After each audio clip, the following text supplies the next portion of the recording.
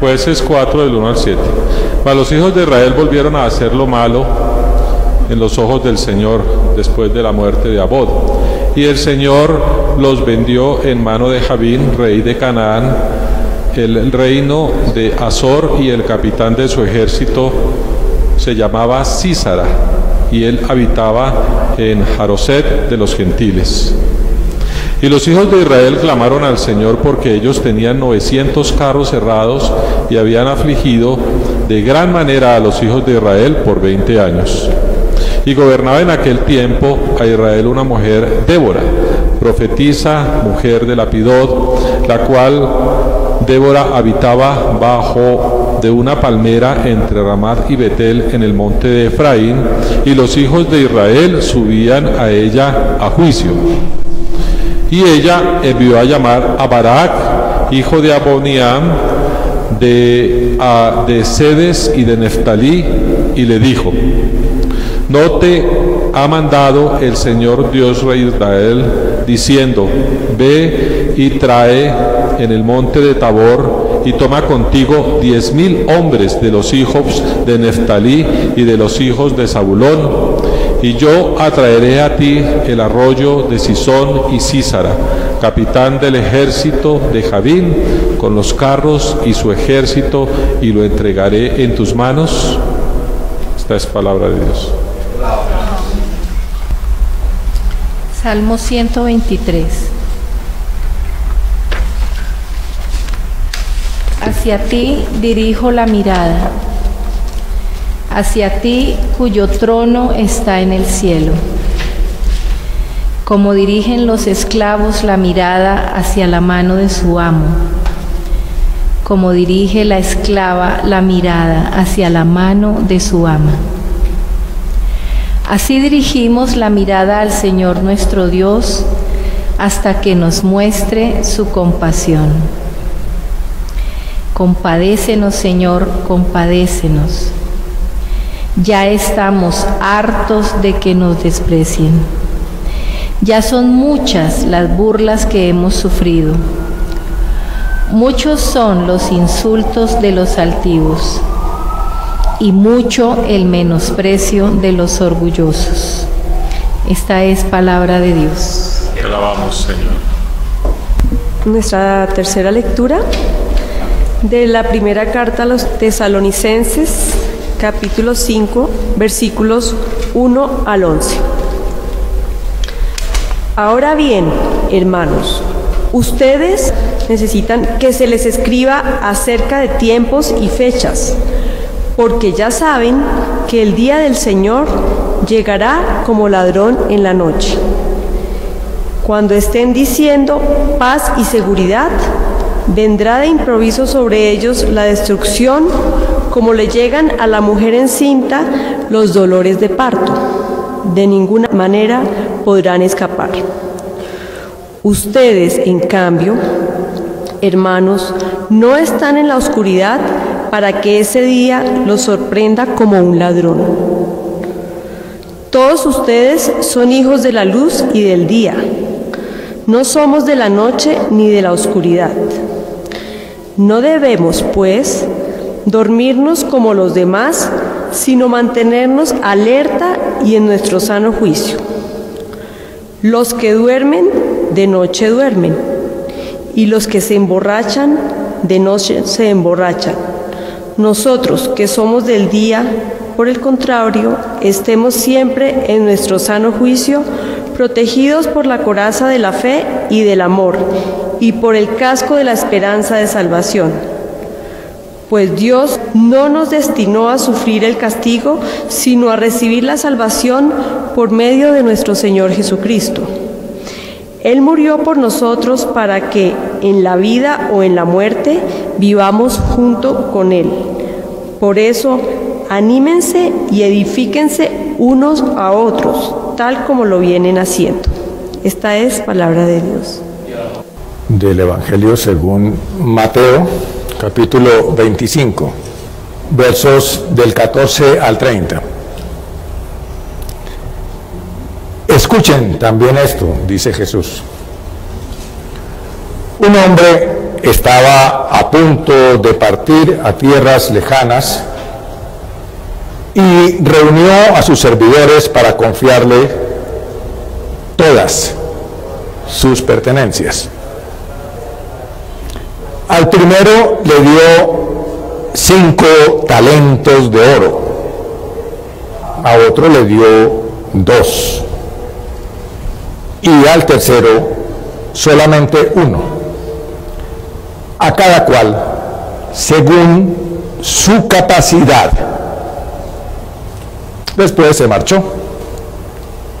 El que recibió 5 talentos negoció enseguida con el dinero y ganó otros 5. El que recibió 2 hizo otro tanto y ganó otros 2.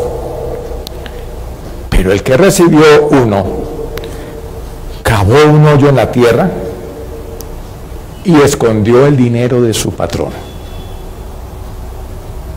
Después de mucho tiempo, vino el señor de esos servidores y les pidió cuentas. El que había recibido 5 talentos le presentó los otros 5 más, diciéndole: Señor, tú me entregaste 5 talentos, pero aquí están otros 5 más que gané con ellos. El patrón le contestó: muy bien, servidor bueno y honrado. Ya que has sido fiel en lo poco, yo te voy a confiar mucho más. Ven a compartir la alegría de tu patrón. Vino después el que recibió 2 y dijo: Señor, tú me entregaste 2 talentos, pero aquí tienes otros 2 más que yo gané con ellos. El patrón dijo: muy bien, servidor bueno y honrado. Ya que has sido fiel en lo poco, yo te confiaré mucho más. Ven a compartir la alegría de tu patrón. Por último, vino el que había recibido un solo talento y dijo: Señor, yo sabía que eres un hombre exigente, que cosechas donde no has sembrado y recoges donde no has invertido. Por eso yo tuve miedo y escondí en la tierra tu dinero. Aquí tienes lo que es tuyo. Pero su patrón le contestó: servidor malo y perezoso. Si sabías que cosecho donde no he sembrado y recojo donde no he invertido, debías haber colocado mi dinero en el banco. Y a mi regreso ya habría recuperado con los intereses. Quítenle pues el talento y entrégueselo al que tiene 10. Porque al que produce se le dará y tendrá en abundancia, pero al que no produce le quitará hasta lo que tiene. Y a ese servidor inútil, échenlo a la oscuridad de afuera. Allí será el llorar y el rechinar de dientes. Es palabra del Señor. Esta es la archiconocida parábola de los talentos. Los textos de hoy nos apuntan a varios elementos comunes que son esa situación en la que estamos los seres humanos, sabiendo que tenemos un Señor, un amo, un patrón que rige sobre el universo, que nos creó, que nos confió el estar en esta tierra, el administrarla, el enseñorearnos de ella, pero que de alguna manera sentimos que está ausente. Entonces vemos cómo en el texto de Jueces la gente empieza a apartarse y a hacer lo que no le corresponde, a apartarse de Dios. Ese quién sabe dónde andará. Algunos, al contrario, esa ausencia la sienten como un anhelo de decir: ¿cuándo vendrá necesitamos que venga pronto, tanto en la situación de desolación que estaba viviendo ya el pueblo en lo que narra el libro de Jueces, que ya estaban a merced de sus enemigos y claman al Señor. Necesitamos que te hagas presente, tu ausencia nos perjudica.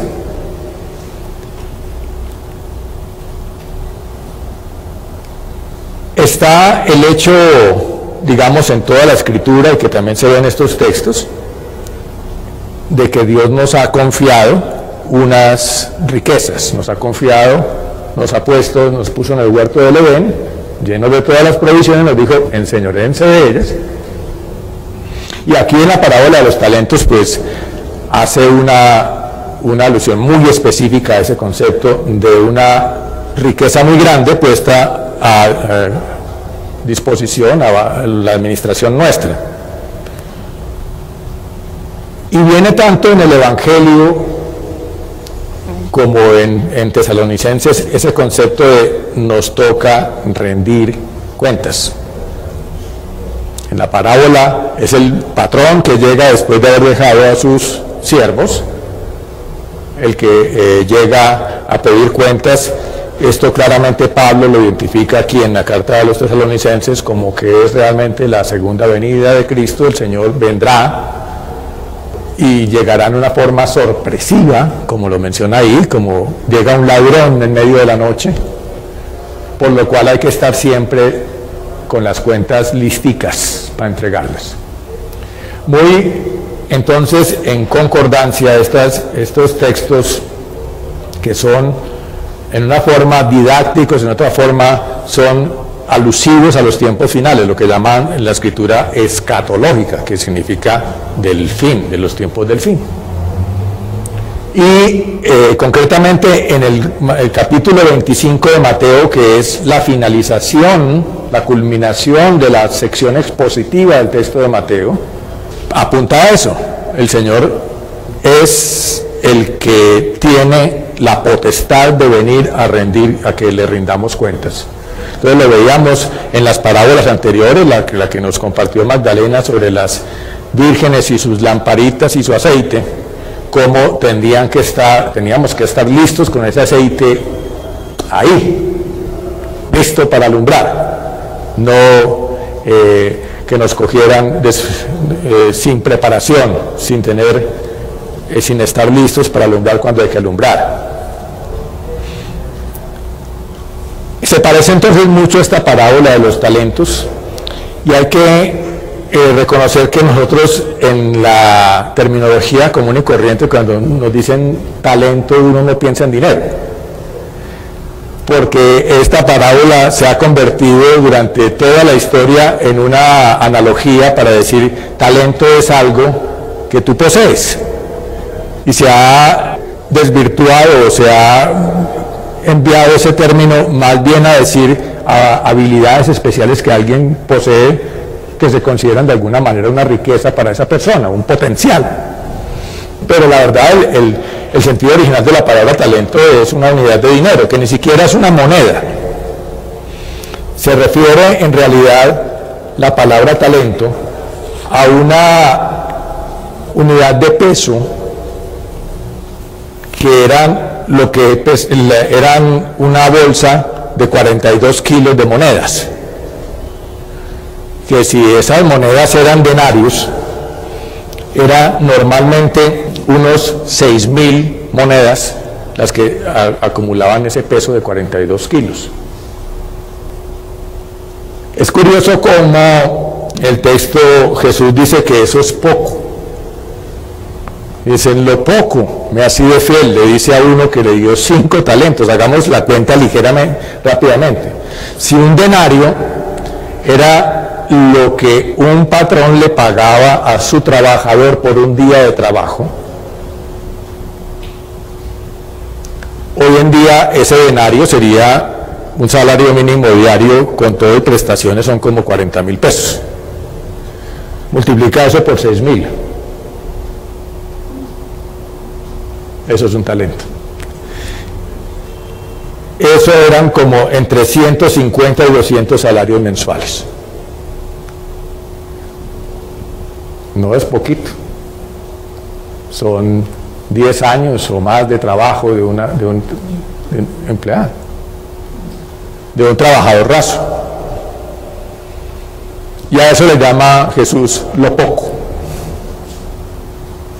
Para el que le dio 5, para el que le dio 2 y para el que le dio 1, pero es que 1 ya es mucho.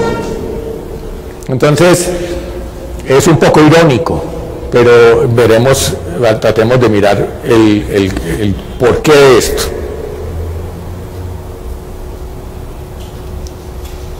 En esta parábola, pues, es muy sencilla, realmente uno la puede decir de memoria porque es un cuadro muy fácil de identificar las escenas. Son 3 siervos, los 3 de confianza del patrón, como para que se atreviera a dejarles ese dinero. A los 3 los consideraba capaces de manejar sumas de dinero que estamos diciendo no son nada despreciables, y se ausenta confiando en ellos, en que ellos van a hacer un manejo adecuado de esa inmensa riqueza. Tiene entonces luego el elemento de que estos trabajadores, estos siervos, tienen que afrontar el hecho de que el patrón se demora. Y eso también lo vemos en los textos del Antiguo Testamento, cuando dice el Salmo: ¿cuándo? ¿Cuándo nos vas a favor? ¿Cuándo es que vas a llegar, Señor? ¿Cuándo es que nos vas a escuchar? Lo vemos en todos los textos, la sensación de hay un tiempo de espera. Y luego llega el tiempo de rendir cuentas.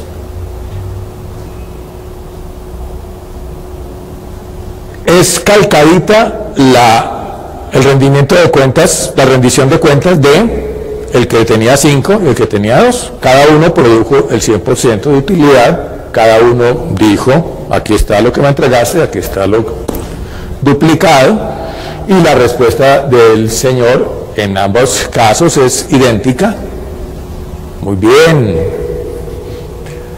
buen colaborador, buen trabajador, honrado, fiel. Me encanta que hayas sido capaz de hacer esa administración adecuada del dinero, y eso me permite ponerte a administrar cosas más grandes. Y además acompañado de la frase: ven a gozarte con tu patrón. Ven, eso que me has hecho, que esa conducta tuya me complace, que ese es mi gozo, dice ese patrón. Entonces, con base en ello, identifico los tres elementos. Lo uno es la gran riqueza entregada, y a esa lo vamos a llamar con la P de precioso. El segundo elemento es el patrón que tarda en regresar, y allí la característica del siervo es la otra P: persevera, permanece. Y el tercer momento es el de mostrar los rendimientos, los frutos, las ganancias, es decir, la otra P: productivo. Tratemos de identificar entonces a qué se refiere Jesús cuando da un ejemplo, porque obviamente no se está refiriendo esta parábola como parábola, tiene un sentido figurado.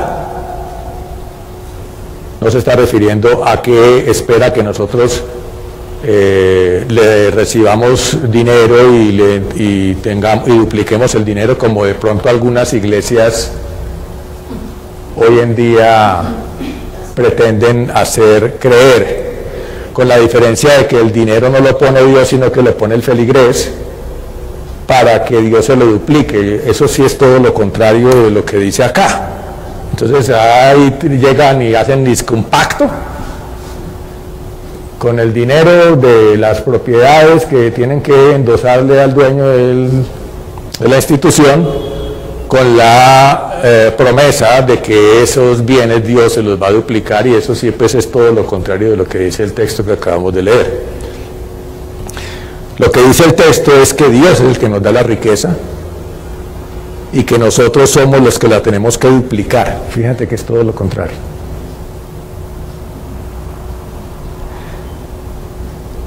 ¿Qué riquezas? Diría cualquiera de nosotros: yo soy pobre, a duras penas pago las cuentas del mes y eso que quedo debiendo un poquito. Casi todos podríamos decir a veces eso, ¿no? No, pues además estoy desempleado y tengo una deuda y ya hasta me da pena que me llamen a cobrarme. ¿Cuál riqueza? A veces nos preguntamos. Además, no se refiere a que nos dio una pequeña provisión.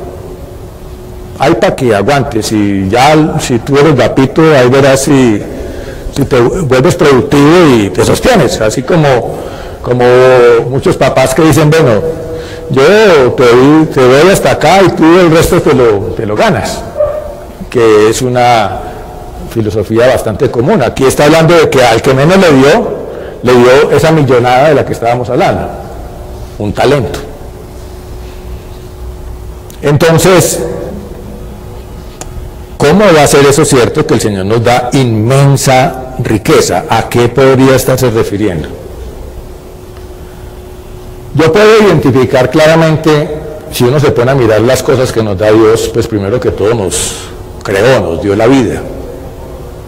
Y eso sí que es una riqueza inconmensurable. ¿Cuánto vale mi vida? ¿Cuánto vale la vida de un ser humano? ¿Cuánto vale la vida de cualquiera de las criaturas hechas por Dios? Pero podemos seguir haciendo la lista de inmensos regalos, de inmensas riquezas, fáciles de identificar. Nos ha dado su espíritu. Eso sí que no se puede medir. Si la vida ya es un don, una riqueza de un tamaño incalculable, el Espíritu de Dios es, lo he dicho aquí varias veces, es incomprendido cuando uno dice Padre, Hijo, Espíritu Santo. Tiene un viejito, otro con barbas pero todavía no canoso, y una palomita.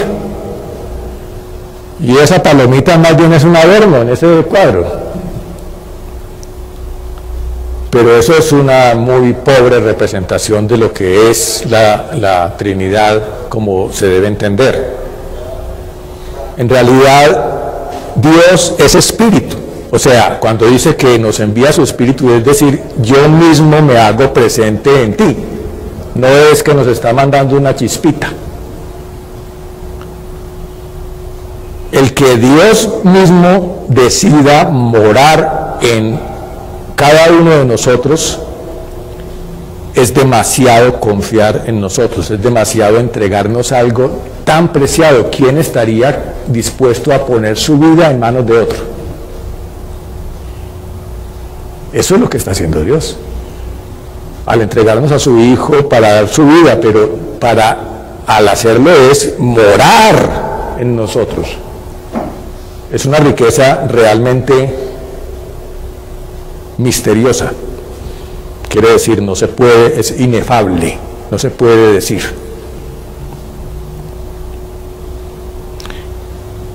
Hay otras riquezas que todos podemos identificar y que a veces las damos por hecho. Cada uno de nosotros tiene lo que dicen: el tiempo es oro. Cada uno de nosotros se nos da por igual 24 horas diarias y cada uno puede hacer con ellas lo que le plazca. Eso de que no tengo tiempo es mentira. Yo tengo tiempo, igual que tú. Lo que pasa es que yo lo uso de una manera y tú lo usas de otra.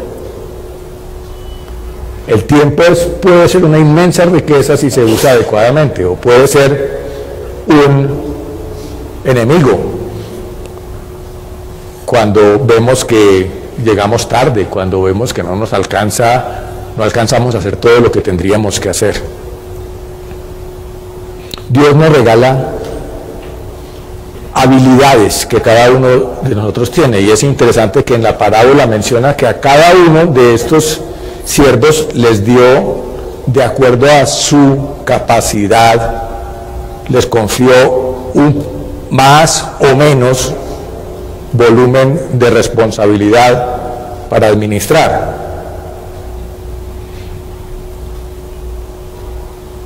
Ahí, con todas estas, y podemos seguir haciendo la lista, otras cosas que tenemos, es a lo que normalmente la gente le llama talentos, las habilidades, las destrezas que alguien tiene. Ese tipo es talentoso para la música, un gran talento de voz, que canta bellísimo, el otro que tiene talento para las matemáticas, etcétera.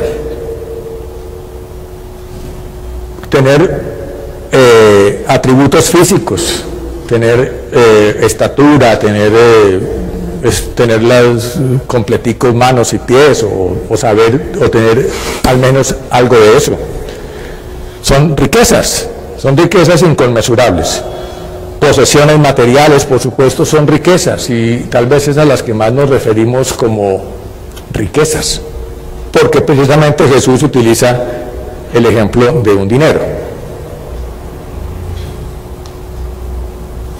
Entonces, podríamos seguir haciendo la lista de riquezas inconmensurables, incalculables, que nos han sido dadas a todos. Pero una cosa muy interesante de esto, por lo cual mucha gente considera que Dios no es justo. A unos les dio más y a otros menos. Es un hecho innegable. Algunos nacemos de familias pudientes, otros nacemos de familias muy poco pudientes, unos nacimos con mejores oportunidades de acceder a una educación de calidad, otros no, etcétera. Hay una cantidad de diferencias y uno dice, pero es que Dios, ¿cómo espera que yo crea en su justicia si yo estoy comprobando que a mí me tocó bailar con la fea? ¿Cómo va a ser a creer que eso es justicia? Habría que interpretar por lo menos dos cosas allí. Primero, realmente no siempre es Dios el que reparte la riqueza, seamos honestos.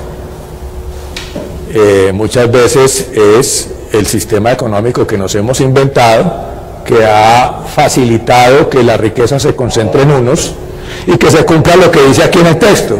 El que tiene más cada vez, y el que no tiene cada vez tiene menos. También es cierto para la perversión de nuestra economía, sobre todo nuestro sistema capitalista salvaje permite que una persona que le sobra dinero puede invertir en la bolsa y de un momento a otro se lo duplicó simplemente porque las acciones subieron y no movió un dedo. ¡Qué envidia! Así también funciona para la perversidad de nuestra economía. Entonces no siempre es cierto que eso de la repartición de la plata es culpa de Dios. Más bien yo diría que el propósito original del Señor fue colocarnos en un Edén perfecto, donde había de todo, y no le dijo, a Adán le toca el doble que le toca a Eva. Nada, eso era para ellos, para disfrutarlo de ellos. O sea, realmente Dios nos puso en un mundo lleno de riquezas, abundantes para todos. La distorsión de la economía es el agregado que le hemos hecho nosotros para que haya diferencias aún más profundas. Pero también sí es cierto, de verdad, que hay personas que nacemos con ciertas enfermedades hereditarias, otros que tienen mejor estatura quizás, o que tienen mejores capacidades de adaptarse a ciertos ambientes. Entonces no somos tan idénticos, sí tenemos diferencias, y habría que creer que el Señor sabe lo que está haciendo y que a cada uno le está poniendo a enfrentar unas condiciones de vida de acuerdo a lo que Él considera en su sabiduría que es el tipo de vida que uno tiene capacidad de enfrentar. Por lo menos de acuerdo con este texto parecería que es así. A cada uno le dio de acuerdo con su capacidad. Hay un pensamiento paralelo a este que me parece muy simpático de los mormones. Ay, ya este man salió mormón aquí. Pero lo digo porque me parece simpático para la práctica. Ellos consideran, según entiendo, que todos somos criaturas, hijos de Dios en presencia de su gloria, pero que siempre tenemos la oportunidad de crecer más en valores espirituales delante de su presencia, y que en un momento aceptamos voluntariamente ser sometidos como a un aprendizaje de crecimiento en algunos de esos valores espirituales, y que esa es la vida que estamos viviendo ahora. Entonces la persona que necesitaba crecer en generosidad, quizás Dios le permite que nazca en condiciones donde podría ejercitar esa generosidad, quizás siendo rico. Habrá unas personas que tendrían que crecer más en tolerancia, y entonces le toca nacer en un entorno donde le va a tocar enfrentar adversidades para ejercitar su tolerancia. Y aunque eso no podríamos decir que es exactamente lo que dice este texto, sí nos permite por lo menos quitarnos la amargura de estar diciendo, pero ¿cómo espera Dios que yo salga si a mí me dio menos oportunidades que aquel? Tal vez el Señor quiere que tú aprendas en este entorno en el que estás a superar ese tipo de situación, y a aquel le toca aprender otra cosa distinta. Por lo menos no riñe mucho con lo que acabamos de leer en esta parábola de los talentos.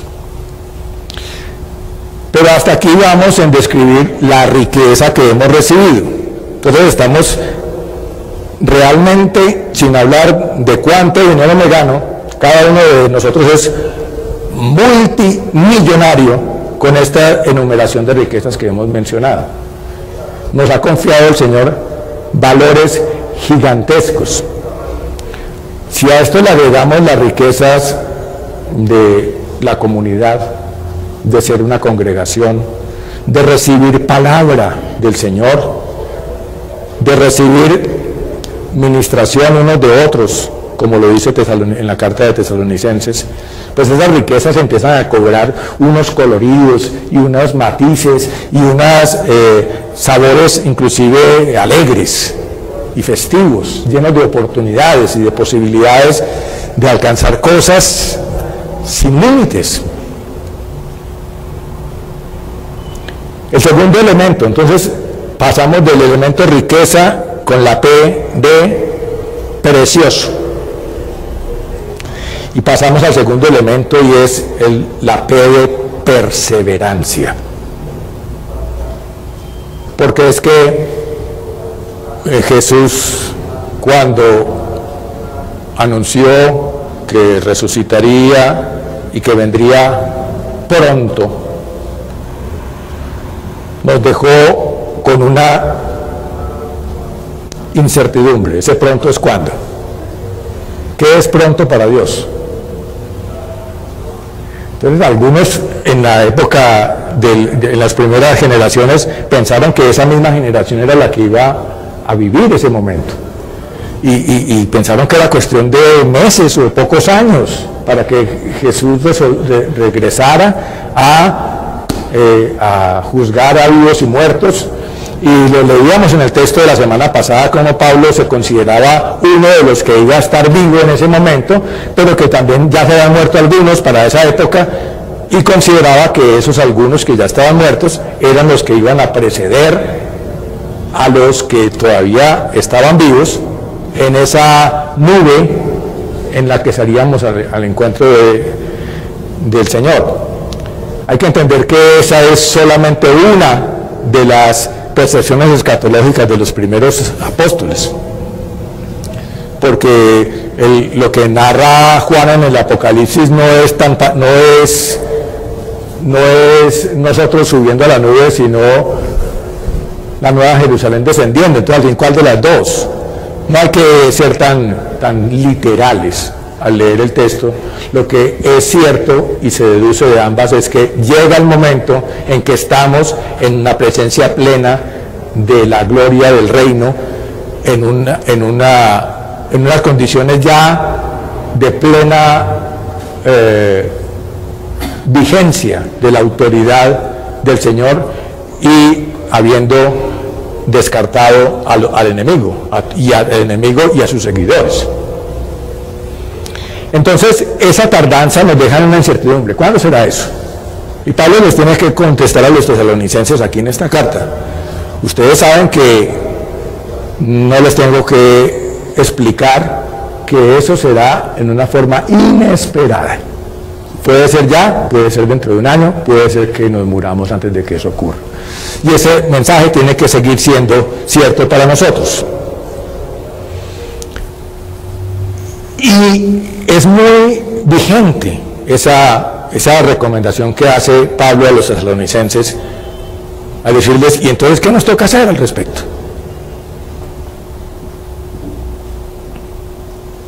Esa tardanza del Señor para regresar, además, se puede percibir de varias maneras. Para algunos es una sensación de abandono. Sí, es que se demora.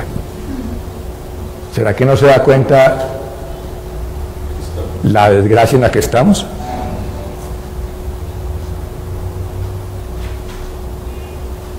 Pero el Señor lo ha dicho en otras parábolas, esa demora más bien deberíamos percibirla como una oportunidad. El Señor está dando tiempo que el trigo crezca en medio de la cizaña para el momento en que sea oportuno cortarlo. Es decir, si se adelanta a cortar antes de tiempo, se perdería tanto trigo como cizaña. Y por eso el Señor considera, en esa explicación de la parábola del trigo y la cizaña, nos dice, es que estamos esperando el momento preciso. Aquí Padre, Hijo y Espíritu Santo y compañía limitada hemos puesto de acuerdo a que el tiempo perfecto va a ser, lo vamos a definir cuando sea la mejor proporción de trigo versus cizaña. Y ahí es cuando vamos a cortar. Y no antes, porque no se aprovecharía bien la cosecha. Y no después.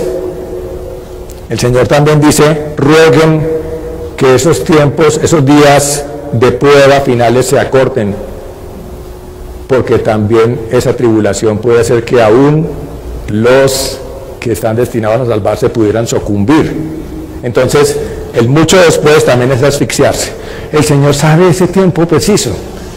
Nosotros no tenemos los parámetros que Él tiene para saber cuál es el tiempo más oportuno. Entonces, tendríamos que ver la tardanza del Señor para regresar como una oportunidad de que Él está esperando que nosotros crezcamos, que nosotros seamos capaces de fructificar y de rendir, y entonces ahí sí poderle rendir cuentas. Es como cuando uno tiene el examen en la universidad y le dice, puedo hacer un placito, para ver si estudio mejor y no me rajo. Ese plazo lo deberíamos también entender de esa manera. Entonces estamos en esa parte de la tardanza del Señor, estamos en un tiempo de incertidumbre y de certeza al mismo tiempo. Tenemos la incertidumbre del tiempo, del momento preciso en el que ocurrirá, pero tenemos la certeza de que indudablemente ocurrirá.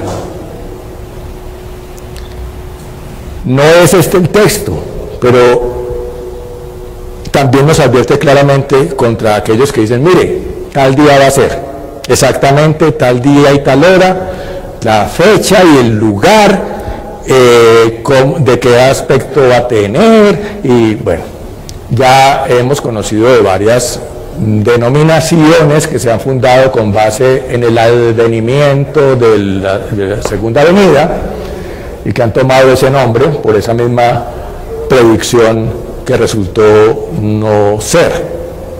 La predijeron para los años 30, después la aplazaron un poquito, después como que había llegado mal tiempo, entonces se demoraba, bueno, no sé. Pero hay otros que aún, otras denominaciones que aún afirman que es que Jesús ya está aquí. otras o sectas o movimientos o como los queramos llamar, pero está aquí pero como que nadie lo ve, y por lo menos discrepa de lo que el Señor anuncia, de que la presencia del reino sí puede ser una cosa sutil, pero la segunda venida del Hijo de Dios será un hecho evidente y palpable para todos, lo dice Jesús muy explícitamente. Entonces no me cuadra esos grupos que dicen, es que ya está aquí, pero tú tienes que tener cierto don especial para poder ver eso, y solamente cierto grupo de elegidos son los que tienen acceso a esa, digamos que es otra forma de distorsionar lo que el Señor nos está diciendo acá. El momento es inesperado, no se sabe cuándo, pero cuando ocurre va a ser evidente para todos. Pero hay otros más descarados aún, y ese sí lo diré con nombre propio porque sí me parece un insulto mucho más grande, y se llama José de Jesús Miranda, con el tal movimiento llamado Creciendo en Gracia. Él dice que Él es Jesús resucitado. Es más, pues él dice que ya el demonio no existe porque fue vencido en la cruz y que por lo tanto no hay por qué cuidarnos de demonios ni nada de eso, que todos estamos por lo tanto gozando de la gracia, que hagamos lo que hagamos, no hay condenación, puesto que ¿quién nos va a condenar si el demonio ya no existe? Y hay otra cantidad de acomodaciones que este personaje hace, con lo cual desvirtúa completamente esto que nos está diciendo aquí Pablo. Nos está diciendo que permanezcamos sobrios y despiertos ante una segunda venida del Hijo de Dios en todo su esplendor y en toda su evidente gloria. No admite esas interpretaciones sutiles. Esa espera de nosotros entonces tiene que ser caracterizada por la perseverancia. Y aquí Pablo lo dice muy explícitamente. La recomendación es que permanezcamos, dice aquí, sobrios y despiertos. ¿Cómo es esa característica de sobriedad y de estar despierto?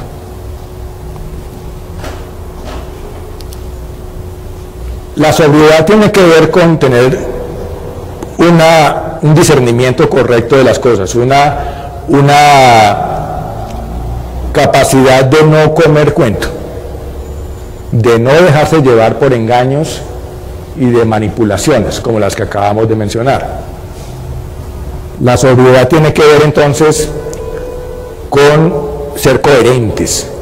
¿Y cómo se puede ser coherente?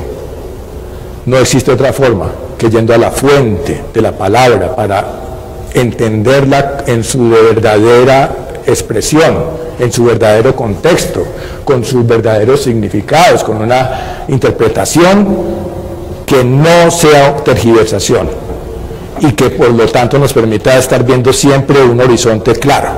Eso es tener los instrumentos de navegación afinados, y contamos para ello, por supuesto, con la fuente de la Escritura, pero ella con la iluminación del Espíritu de Dios que mora en nosotros. Finalmente es inspirada por ese Espíritu, esa palabra.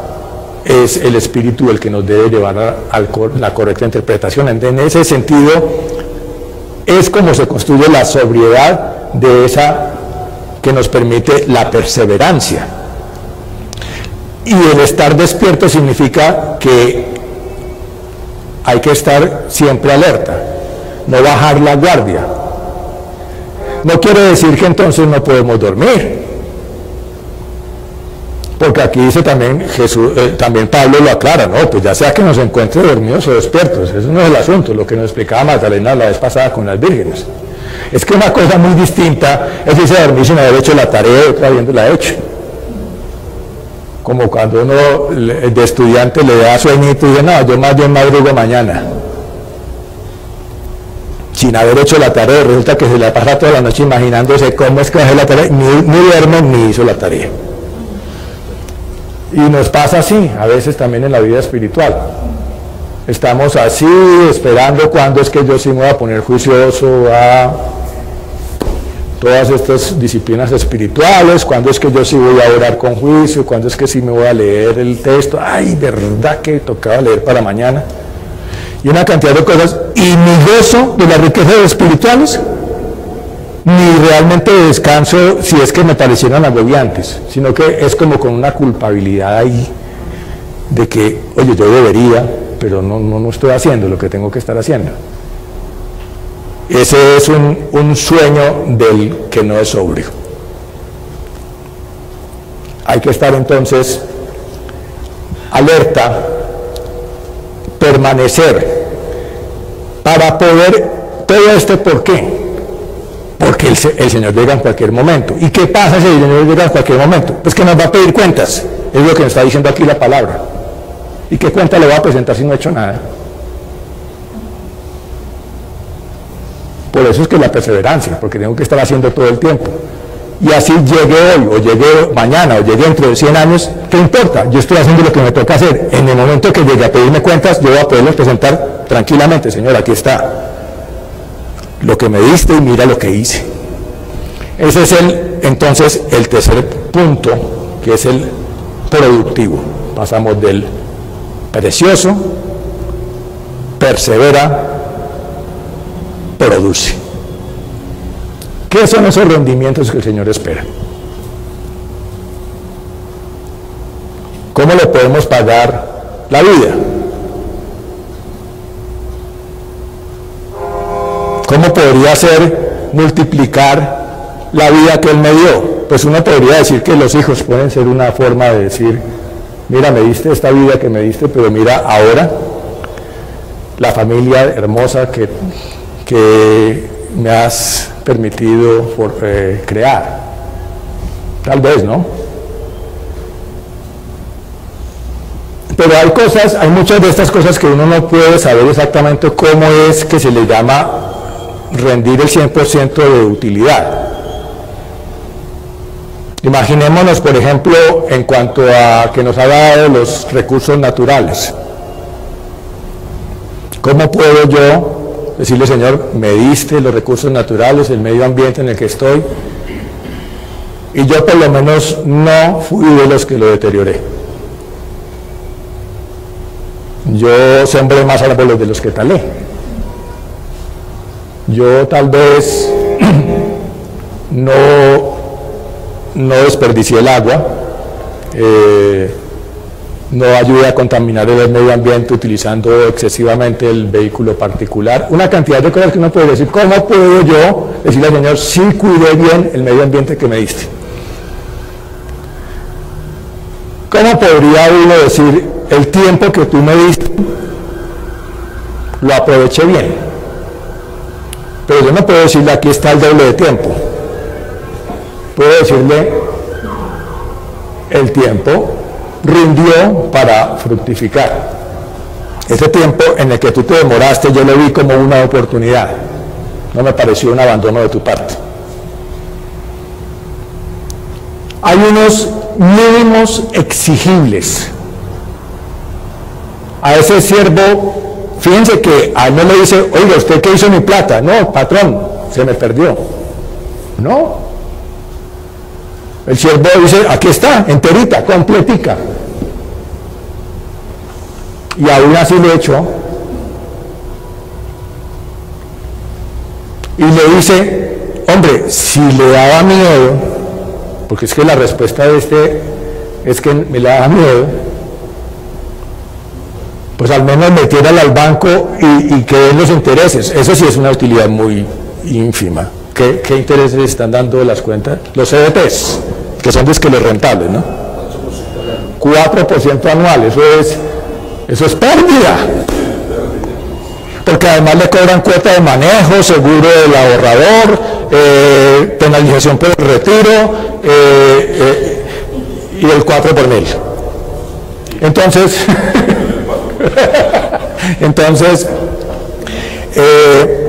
pero aquí le dice, al menos eso hubieras hecho. ¿Cómo entendemos eso en las riquezas que están representadas ahí? Hombre, al menos tú Tú tenías la oportunidad en tu congregación de escuchar la palabra. ¿La escuchaste? ¿Le pusiste cuidado? ¿Al menos? ¿Cuántas veces te invitaron a participar de una congregación y te dio pereza porque es más rico irme para quedarme viendo televisión o dormir hasta tardecito cuando le invitan a uno a las celebraciones que son por la mañana, a propósito de la sugerencia de que hiciéramos los servicios los domingos por la mañana, que no resultó muy bien acogida en los consultados. Ese día mejor la ciclovía.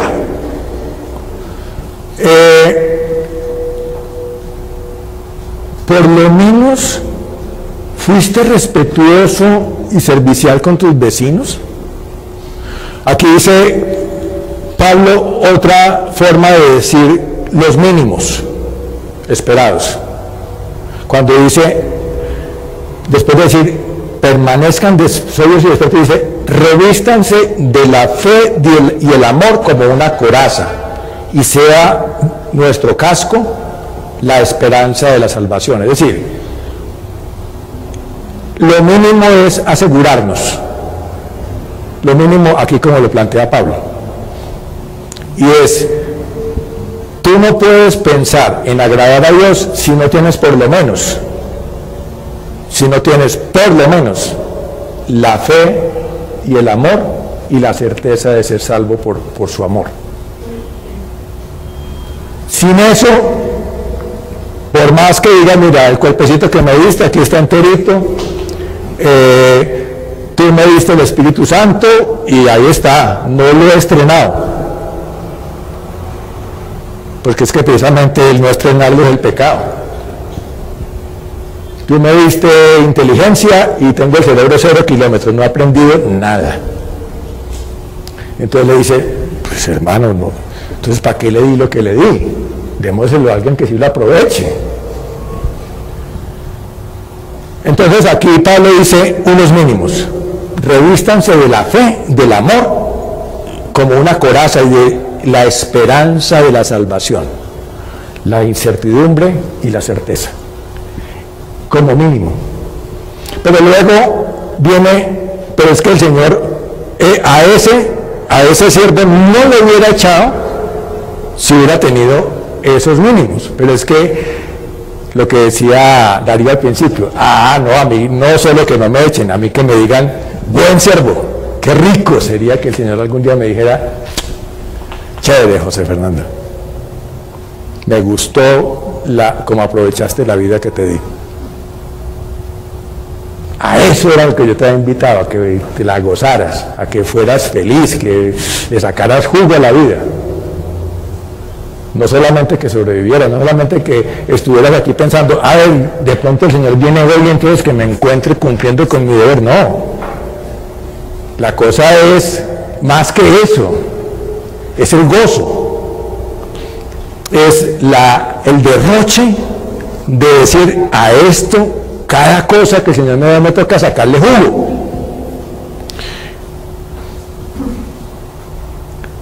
Así lo dice también Pablo en Tesalonicenses. Entonces no solamente es que la fe y el amor y la esperanza de la salvación, termina diciéndole,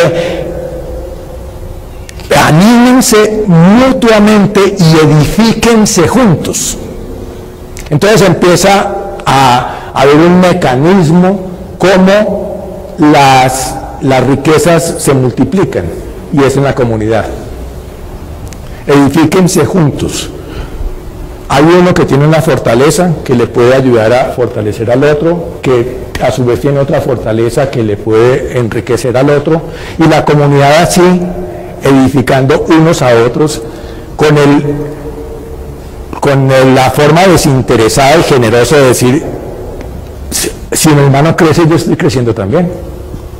Si yo crezco para mi comunidad, no es un crecimiento egoísta. Entonces, es una fórmula realmente interesante de cómo, para poder que haya crecimiento de la riqueza, tiene que ser que esa riqueza se comparta. De lo contrario, es muy difícil. Evidentemente, Evidentemente, cuando Jesús en la parábola muestra que esos hombres, esos siervos, ¿cómo fue que hicieron para multiplicar los talentos? Los pusieron a circular. Lo que hicieron fue invertir, comprar, vender, alquilar, cobrar intereses, etcétera, circular. Cuando uno pone en acción esas riquezas que Dios le ha dado, se multiplican.